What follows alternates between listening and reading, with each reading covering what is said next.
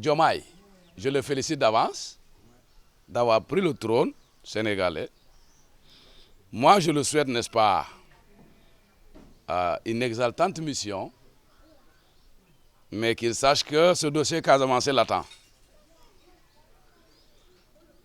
Parce que dans ces deux discours-là, il n'en a même pas fait cas.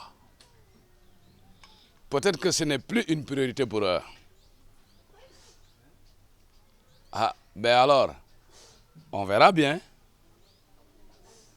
Puisque une crise qui est là, qui demeure toujours, vous essayez de faire les oubliettes, d'ignorer. Et c'est ça la résolution de cette crise. Nous interpellons ce nouveau-né, celui-là qui est Diomaye, au nom du MFDC. Eh bien, de prendre ses responsabilités. Parce que nous l'attendons. Nous l'attendons. Peut-être que lui, au moins, n'utilisera pas la façon de faire de ses prédécesseurs. D'autant plus que il est sous le couvent, n'est-ce pas, d'un fils du terroir Casamance. C'est là où nous les attendons. Peut-être que ce fils Casamance va prendre ses armes contre ses frères. On verra bien. De toute façon, c'est une crise qui mérite d'être réglée au plus vite. Parce que quand on sait que c'est une crise qui est la crise la plus vieille du monde, il ne faudrait pas que cette crise-là, eh bien, devienne la crise des 100 ans, la guerre des 100 ans. Ce qu'il faut savoir, c'est que dans toute guerre, et toute guerre finit sur une table de négociation.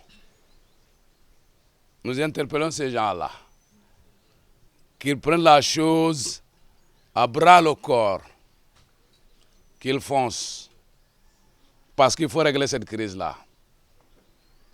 Sinon, il n'y aura jamais de paix. Ça, nous le savons, il n'y aura jamais de paix. Tant qu'il y a cette crise-là, c'est une épine sur le pied du Sénégal. Et quand ils veulent régler cette crise-là par la ruse, ils perdent leur temps. Et nous sommes là, jusqu'à présent. Nous attendons le MFDC et là ne bougera pas. Il est là et à l'écoute. Il se trompe largement et lourdement. Ceux de Djakala n'ont jamais été, n'est-ce pas, pour le MFDC, n'ont jamais travaillé pour le MFDC. À un moment donné, ils l'ont fait, mais ils ont trahi. Voilà. Il ne faut pas qu'on réveille, n'est-ce pas, ce qui s'était passé dans Djakaï. Parce que Djakaï sait très bien ce que nous disons. À un moment donné, n'est-ce pas, ils ont sorti complètement du MFDC. Ils ont fait ce que le Sénégal leur a demandé de faire. Faire du banditisme, du n'importe quoi là-bas. Parce que nous ne les insérons même pas dans les MFDC. Pour nous, ils ne sont pas du MFDC. Parce que je ne vois pas pourquoi le MFDC va aller rendre des armes sans pouvoir, sans qu'il y ait, n'est-ce pas, des pourparlers, sans qu'il y ait sans rien du tout comme ça. On savait déjà que ces gens-là ont abandonné depuis longtemps. Ils ne sont pas du tout du MFDC.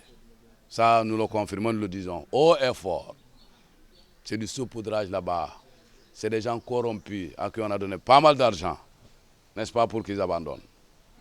Je dis qu'ici même, du temps de Farba Senghor, lui qui avait déclaré, pendant le règne, n'est-ce pas, de l'autre là, Abdoulaye Wade, quand il était dans le gouvernement sénégalais, quand il était au pouvoir, je crois bien, Farba Senghor qui disait qu'il n'y a pas une faction, une seule faction qui n'a pas pris, n'est-ce pas, des vivres et puis de l'argent, etc.